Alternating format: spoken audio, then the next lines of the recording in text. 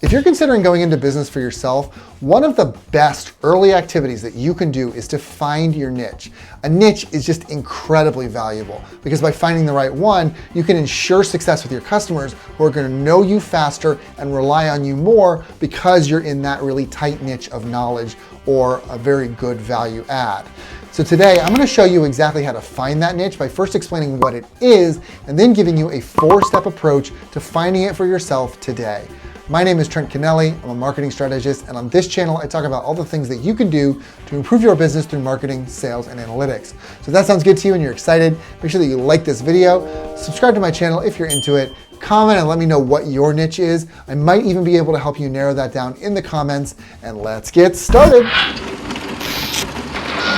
Okay, so what is a niche? A niche is a fine-tuned area that you can build your brand on. You've probably heard the phrase before, the riches are in the niches. That's because if you're highly focused, you can more clearly demonstrate knowledge and add value for your potential customers. Here's another quote for you. If your target is everybody, then your target is nobody. That means that if you're trying to build a business that accesses every possible niche, you can't market to individuals, which means that you can't speak to their pain, their wants, or their desires, and you can't use words and language that they respond best to. The idea here with building a niche is to determine a specific area you can win on more easily by being the expert in that field or having the perfect product to solve the problem. All right, let's go through that 4-step approach. And the first step is to start broad and look inward. So what we're looking for here is your passion and your skills. These two things have to go together. I know it sounds a little overused to talk about passion and skills, but these are the most important things to talk about when we're deciding what niche we want to be in. If you don't have passion, if you don't wake up excited about this thing, you won't be able to sustain for very long because you have to be able to sustain for a long time if you want to build a good business. If you don't have skill, you won't be seen as someone or something that has real value that can be provided to other people, and you'll be discounted immediately. So you need to have both of these things. So take some time here, list them out and rank them. What would you wake up excited to do every day? What would you sometimes be willing to lose sleep over? Now, I'm not saying you should work yourself to the bone. That's not healthy. But it would be foolish to think that it will never happen. You will lose sleep from time to time. It's just part of the game. You need to be prepared for that. And you need to ask yourself, are you willing to lose sleep over this or not? Step number 2 is to cross-reference. So now that we have a pretty good understanding of what passion and skill combinations are going to work best, it's time to start doing a little bit of research. So let's say that for some reason our passion and skill combo led us to work clothes. Now you want to know, is there a market for work clothes? Now, maybe this isn't the best example because work clothes obviously have a market, but maybe it's a flooded market. So we want to start doing some research to understand this. The first thing we're going to do is go to Google. We're going to put in a search that resembles something that you would search for when you're looking for work clothes, okay?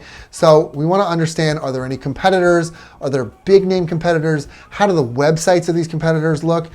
That one may sound superficial, but actually design really matters. So you should check out this video on design and why that matters.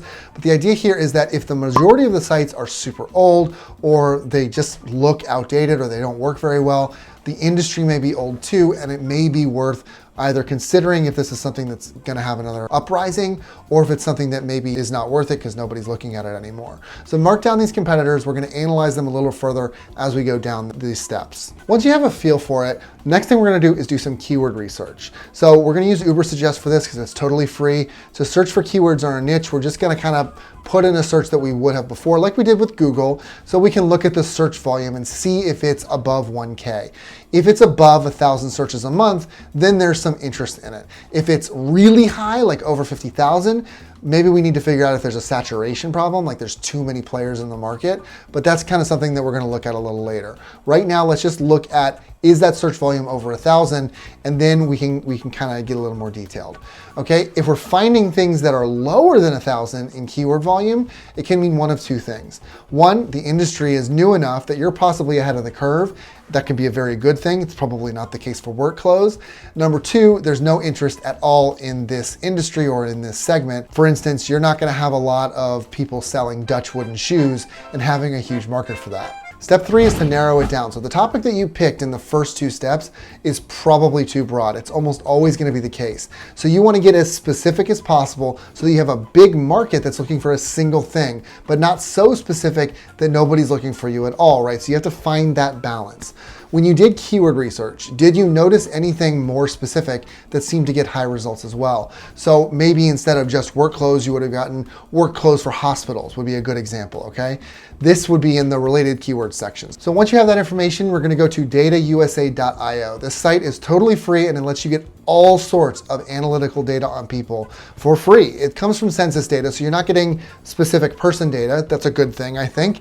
But it's a huge treasure trove that specifically breaks down jobs and industries and all that sort of stuff. So when we're thinking about work clothes for hospitals, let's just pick a job. Let's pick nurse, for instance. We're gonna search for that job on datausa.io, and you can get a breakdown of how big this potential market is, what the gender is like for most nurses, what locations they're in, how much the growth is like year over year. And you can really figure out exactly what you want your market to be like just by looking at datausa.io. It's a really valuable source. Another great option I want to tell you about is to go to Reddit List. So Reddit List shows you all of the subreddits. It is a list for Reddit, okay? And the great thing about this is that you can start to find subreddits that are related to the topic that you're thinking about your specific niche.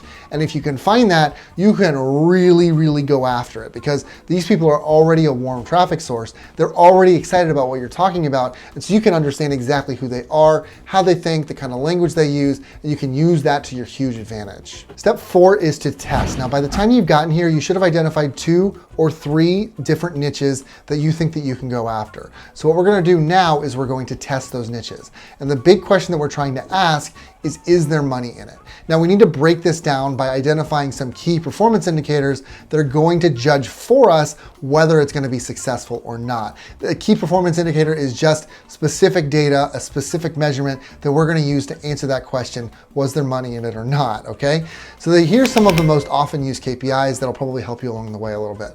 ROI, or return on investment, is in terms of percentage or a 1 to 0 scale. How much are you getting in return for your investment? Anything over 100% or over 1 is good. Anything under means that you're spending more than you're earning. Cost per acquisition is the actual cost in dollars to acquire one customer. So that takes into account your factory costs and your employee costs and your admin expenses and all that sort of stuff. It wants to break all of that down by customer and understand how much is that actually costing me when I break it among my customers. The third one is conversion rate. So this is the percentage of visitors that are actually converting. So it's really important to understand this, obviously, because you want to know, is my website doing well and is the product itself doing well, okay? So in the case of work clothes, you want to find a business that's going to allow you to build a small run of work clothes for your hospitals, and then you want to sell those and then see how they perform. Listen, it takes time to find your niche. I know that it can be a little bit frustrating, but if you follow these steps, it really should help you to identify that a little bit more easily.